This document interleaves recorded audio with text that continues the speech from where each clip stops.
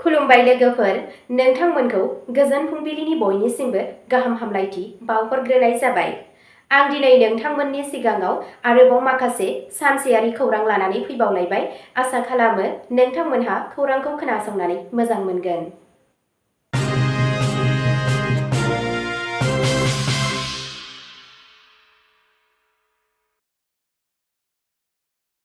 दिनैनि गाहाय रादाबफोराव दङ बिटिसि बिसायख'थिनि फिथाइ फोसावनायनि उनाव बिपिएफनि गिबि जथुम्मा। 25 अक्ट'बरनिफ्राय 26 अक्ट'बरनि गेजेराव गुबुन गुबुन बिफानफोराव थिसनथाइ लाइजाम होनाय जागोन। गिबि मन्थ्रिनि फोसावनाय। UPPLआ BPFखौ खनायाव खोख्लैगोन। प्रमद बर'नि बिबुंथियाव गोदान देंखो। जुबिनखौ न्याय होनो हायाब्ला 2026 मायथाइयाव जोंनो भट दाहो। हिमन्त बिश्व शर्मा। सीएम शर्माया बड'लेण्ड टेरिटरियेल काउन्सिलनि बिसायख'थिनि उनाव BPFखौ NDAनि बाहागो होनना दाबि। सीएम शर्माया बड'लेण्ड टेरिटरियेल काउन्सिलनि बिसायख'थिनि उनाव BPFखौ NDAनि बाहागो होनना दाबि खालामो। गौरब गगैआ कंग्रेस मावथिफोरखौ साबायखर बावदों आरो बिटिसिनि बिसायख'थिनि फिथाइखौ BJPनि नेवसिनाय होननानै बुङो। दानिया फैदो आबुं रादाबाव। गिबि खौराङावनो दङ बिटिसि बिसायख'थिनि फिथाइ फोसावनायनि उनाव BPFनि गिबि जथुम्मा। फैगौ 3 अक्ट'बरखालि रायजो बेंगिरिखौ लोगो हमनायनि उनाव हाग्रामा महिलारीनि दैदेननायाव मावफुं सोद्रोमाफोरा समायखिरा लागोन। बिटिसि बिसायख'थियाव खुंथायाव थानाय UPPL BJP गोरोबलायनायनि हेंथायै गिदिर देरहानायनि उनाव BPF दोलोआ सनिबारखालि क'क्राझारनि बड'लेण्ड गेस्ट हाउसआव गावनि पलिसि बानायग्रा कमिटिनि बन्द दरजा सावरायमेल खुंगोन। बे मेलाव दोलोनि मिरु खान्थि बानायग्रा आफादनि सोद्रोमाफोरजों लोगोसे सा 28 देरहानाय बिजाथिफोराबो बाहागो लादों। बिटिसिआव सोरखार दानायनि सायाव गुवारै सावरायनो थाखाय खुंनाय मेलनि उनाव BPFनि आफादगिरि हाग्रामा महिलारीआ मोनसे खौरांगिरि मेल बिबुंथि लाखियो। BPFनि सा 28 बिजाथिफोरनि जारिमिनारि देरहानायनि थाखाय हाग्रामा महिलारीआ गासै दोलोफोरखौ साबायखर बावहरो। बेनि उनाव हाग्रामा महिलारीनि बिथोन बायदियै BPFनि लेङाइ आफादगिरि शुद्ध बसुमतारी बिथाङा खौरांगिरिफोरनि सिगाङाव मेलाव गोरोबलायनानै लानाय थांखिफोरनि सोमोन्दै मिथिहोयो। बसुमतारीया फोरमायनाय बायदिब्ला दिनैनि जथुम्मानि सिगां आसामनि बिकास जुबिन गार्ग आरो बड'लेण्ड सोमावसारनायनि मुंख्लंफोरनि गोसोखांथियाव 1 मिनिटनि सिरि आरज गाबनाय जादों। सिरि आरज गाबनायनि उनाव जथुम्मायाव लानाय थिरांथाफोरा 3 अक्ट'बरखालि समायखिरा लाहैनो हागौ होनना फोरमायो। बे समाय लानाय हाबाफारिनि सिगां दतमायाव बड'फा उपेन्द्रनाथ ब्रह्मनो हानजाया मान बावगोन। दिनैनि बे जथुम्मायाव दोलोआ बिटिसिनि गासै सोद्रोमाफोर आरो BPF दोलोनि मावथिफोरखौ मख'जाथाव देरहासारनो थाखाय जयै नाजानायनि थाखाय साबायखर आरो बाख्नायनाय फोरमायदों। बे जथुम्मायाव हाग्रामा महिलारीखौ बिटिसि आफादाव BPF दोलोनि दैदेनगिरि महरै सायख'नाय जायो। बेबादिनो लेङाइ दैदेनगिरि महरै रिहन दैमारिखौ सायख'नाय जायो। खौरां बिबुंसारनि गेजेरजों फोरमायनाय बायदिब्ला बिटिसि सोरखार दानायनि सोमोन्दै हाग्रामा महिलारीनि दैदेननायाव देरहासारनाय BPF बिजाथिफोरा दिनै 28 सेप्तेम्बराव रायजो बेंगिरिखौ लोगो हमगोन। फैगौ 3 अक्ट'बरखालि रायजो बेंगिरिखौ लोगो हमनायनि उनाव हाग्रामा महिलारीनि दैदेननायाव मावफुं सोद्रोमाफोरा समायखिरा लागोन।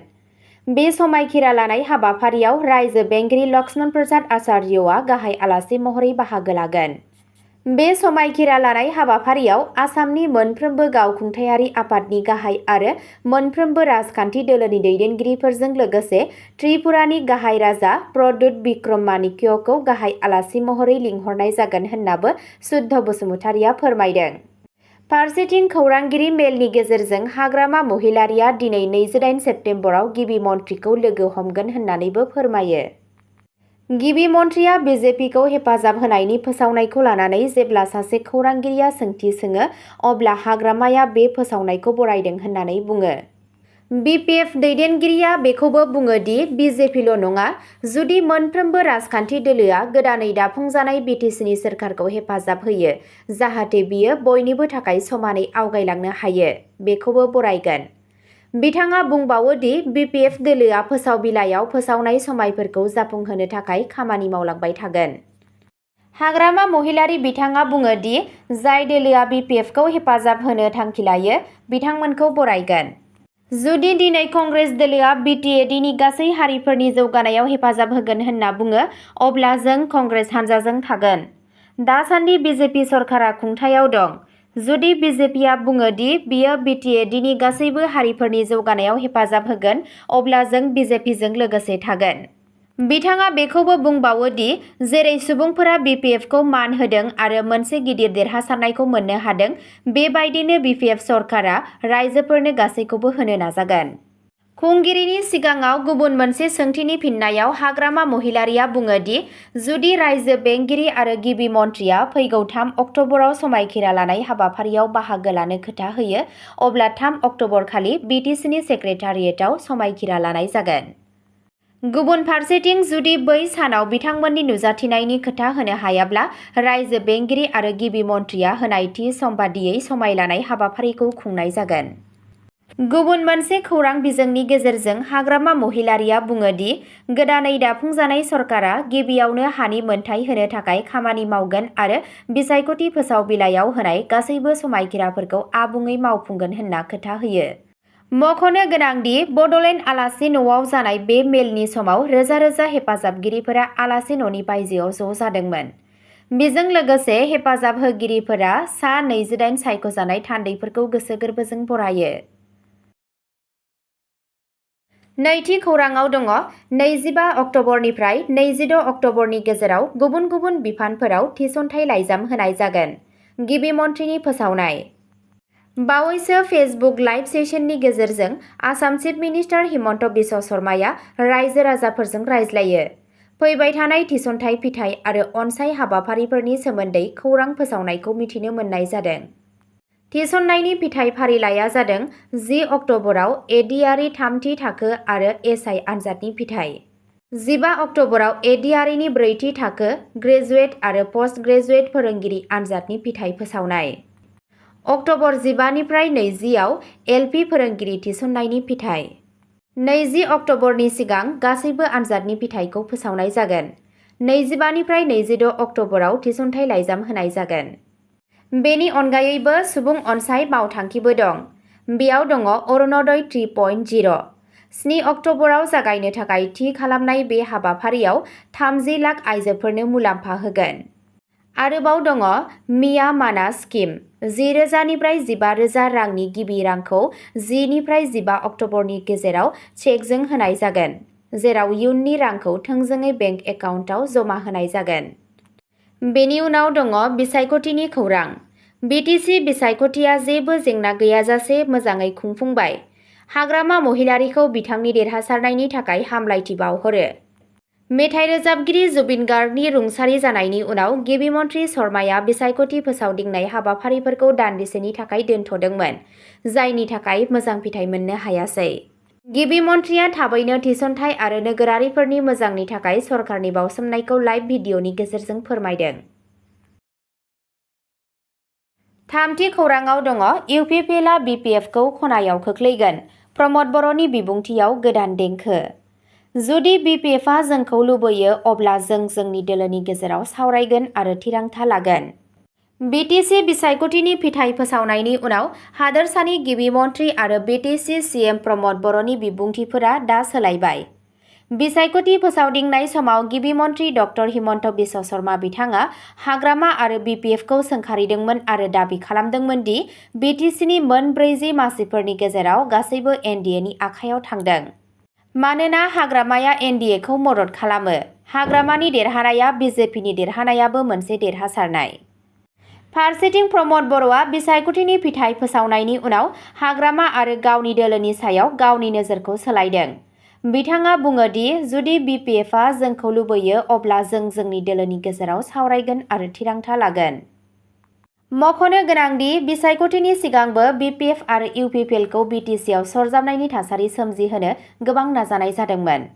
बे हाबाफारिखौ बे बोसोरावनो लानाय जादों। बेखौ बड'लेण्डनि जौगानायनि थि खालामनो आरो गाव खुंथायखौ गावनि आखायाव लाखिनो थाखाय खालामनाय जादों। बेनि अनगायैबो BTC गोरोबथाखौ मावफुंनायनि सायाव गोबां सावरायनाय जादोंमोन। बिसायख'थिनि सिगां BPF आरो UPPL ज' जायाब्लाबो बिसायख'थिनि फिथाइ फोसावनायनि उनाव BPFआ सावरायनायनि गेजेरजों थिरांथा लागोन होननानै प्रमद बर'आ बुङो। ब्रैथि खौराङाव दङ हिमन्त बिश्व शर्मा बिथाङा बुङो दि जुदि जों जुबिनखौ न्याय होनो हायाब्ला 2026 मायथाइयाव जोंखौ भट दाहो। 27 सेप्तेम्बर खालि आसाम चिफ मिनिस्टार हिमन्त बिश्व शर्माया मोनसे गोख्रों खावलायनानै बुंदों दि जुदि बिथांनि सोरखारा रोजाबगिरि जुबिन गार्गनि केसआव न्याय होआ अब्ला रायजो राजाफोरा बिसायख'थियाव बिथांमोनखौ दायनिगिरि खालामनो मोन्थाय दं। शर्माया मोनसे लाइभ सेसननि समाव मुंख'दों दि जाय सानखालि आं जुबिनखौ न्याय होनो हाया बै सानखालि रायजो राजाफोरा आंखौ साजा होनायनि मोन्थाय दं। जुदि जों जुबिनखौ न्याय होनो हाया अब्ला 2026आव सुबुंफोरा मानो जोंखौ भट होनो? बिथाङा जुबिन गार्गजों गावनि गावारि सोमोन्दोनि सोमोन्दै गोसो गुदुङै बुंदोंमोन आरो बिथांखौ आसामनि मुंदांखा हारिमुआरि सुबुं जेरै ज्योति प्रसाद आगरवाला, भुपेन हाजरिका आरो बिष्णु प्रसाद राभाजों रुजुनानै माहारियारि धोन होननानै बुङो। नायबिजिरनायखौ लानानै गिबि मन्थ्रिया रोखा खालामना होदों दि जुबिननि थैनायनि सोमोन्दोआव सिद्धार्थ शर्मा आरो श्यामकानु महन्तनि थाखाय लुक आउट नटिस फोसावनाय जादों। सिंगापुराव थानाय सा-8 थाग्रा भारतारि NRI-फोरखौ सोंथि सोंनो थाखाय आसामनि CIDनि सिगाङाव नुजाथिनो थाखाय लिंहरनाय जादों। बिथाङा सांग्रांथि होदों दि महन्त आरो शर्मा बिथांमोनहा 6 अक्ट'बरनि गेजेराव आसामाव नुजाथिनो नांगोन, नङाब्ला बिथांमोनहा बे फिथायनि मोगा-मोगि जानांगोन। रायजो सोरखारा महन्त आरो बिनि गनायजानाय आफादफोरखौ आसामाव रायजोआरि एबा हारिमुआरि हाबाफारि खुंनायनिफ्राय होबथादों। शर्माया खोथा होदों दि आयेना गावनि लामाजों सोलिगोन आरो आसामनि सुबुंफोरा जुबिननि केसआव न्याय मोनगोन। आसाम आरो गुबुन गुबुन जायगाफोराव बयजोंबो अनसायजानाय जुबिन गार्गआ बावैसो सिगां सिंगापुराव रुंसारि जालाङो। बिथांनि रुंसारि जानायनि जाहोनाव गोबां दुखु फोरमायदों आरो मोनसे गोख्रों आरो थार नायबिजिरनांगौनि दाबिफोरा गोख्रों जादों। बाथि खौराङाव दङ इसोर शिबखौ बिखानिफ्राय मोजां मोनोमोन, बिफायाबो जोबजासिम जुबिनखौ हेफाजाब होदों। जुबिन गार्गखौ मोजां मोनगिरिफोर आरो नखरनि सुबुंफोरा इसोरनि जिउ महरै गोसोखांदों। जुबिन गार्गनि हरखाब रुंसारि जानायनि 9थि सान आसामनि सुबुंफोरखौ गोथौ दुखुआव गालाङो। फुजानि फोरबोनि आबहावा थासेयावबो अनजालु रोजाबगिरिनि गैयैआ रंजानायनि सायाव साया खोख्लैदों। गोबां अनसायगिरिफोरा जेब्लाबो जुबिनखौ सासे इसोरारि महर महरै गनायोमोन। बिथांनि बिसि गरिमा गार्गआ बिथांनि थैनायनि उनाव गावनि गिबि रायजोआरि बिबुंथियाव फोरमायदों दि बियो दा हमदांनो हादों दि बियो सासे इसोरनि खाथिसिनाव दंमोन। ससियेल मिडियायाव गोबां मान बावनाय सुबुंफोरा बिथांखौ भगवान शिबनि अबतार महरै बरनायो।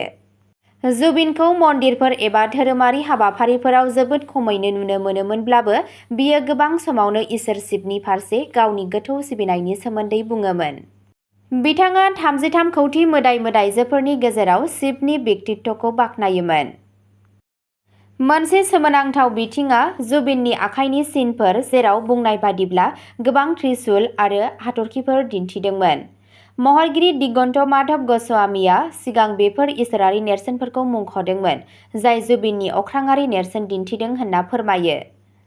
ज्योतिषिफोराबो फोथायो दि बेबादि नेरसोनफोरखौ इसोरनि मानसिफोरावल' मोनो। सोमोनांथाव बाथ्राया बेनो दि सिंगापुराव जुबिननि जोबथा दावबायनाय समाव बिथांनि एम्बुलेन्सआव भगवान शिबनि मोनसे गिदिर सावगारि दंमोन, जायनि जाहोनाव गोबां सुबुंफोरा फोथायो दि भगवान शिब बिथांनि जोबथा दावबायनायाव बिथांजों थांफादों। बिगियानआ बेफोर जाथायफोरखौ आबुङै बेखेवनो हायाब्लाबो बिनि अनसायगिरिफोरनि गेजेराव गोथौ इसोरारि सानखांनाय सोमजिहोदों। गोबां सुबुंफोरनि थाखाय जुबिन गार्गखौ अरायबो सासे इसोरारि आत्मा महरै गोसोखांनाय जागोन, जाय गावनि देंखो आरो नुजाथिनायजों जिउखौ दांहोयो। 6थि खौराङाव दङ सीएम शर्माया बड'लेण्ड टेरिटरियेल काउन्सिलनि बिसायख'थिनि उनाव BPFखौ NDAनि बाहागो होनना दाबि खालामो। आसाम चिफ मिनिस्टार हिमन्त बिश्व शर्मा बिथाङा बुङो दि बड'लेण्ड टेरिटरियेल काउन्सिल BTCनि बिसायख'थिनि उनावबो BPFआ BJP दैदेननाय नेशनेल डेम'क्रेटिक एलायन्स NDAनि सोद्रोमा जानानै थाबाय थागोन। BPFआ 40नि गेजेराव 28 देरहायो, जेराव BJPआ 4 आरो UPPLआ 7 मोनदों। शर्माया BPFनि दैदेनगिरि हाग्रामा महिलारिखौ साबायखर बावहरो आरो मख'यो दि BTCनि गासै मोन 40 मासिफोरा दा NDAनि हेफाजाबगिरिफोरनि आखायाव दं। बिथाङा बुङो दि जुबिन गार्गनि रुंसारि जानायनि जाहोनाव भट होगिरिफोरा भट होनायखौ गोहोम खोख्लैदों आरो मोनसेबो मासि मोननो हायैनि थाखाय कंग्रेसखौ सोंखारिनानै दैदेनगिरि गौरब गगैखौ फोथायजाथाव नङा होनना बुङो। महिलारिया फोरमायो दि BPFआ जायखिजाया दोलोजों गोरोबथा खालामनो थाखाय साखाफारा दं आरो 3 अक्ट'बर खालि समायखिरा लानाय हाबाफारिखौ खुंफुंनाय जागोन होनना फोरमायो। BTCनि राजखान्थियारि थासारिया सांग्रां आरो खाथि नोजोराव दं। स्निथि खौराङाव दङ गौरब गगैआ कंग्रेस मावथिफोरखौ साबायखर बावदों आरो BTCनि बिसायख'थिनि फिथायखौ BJPनि नेवसिनाय होननानै बुङो।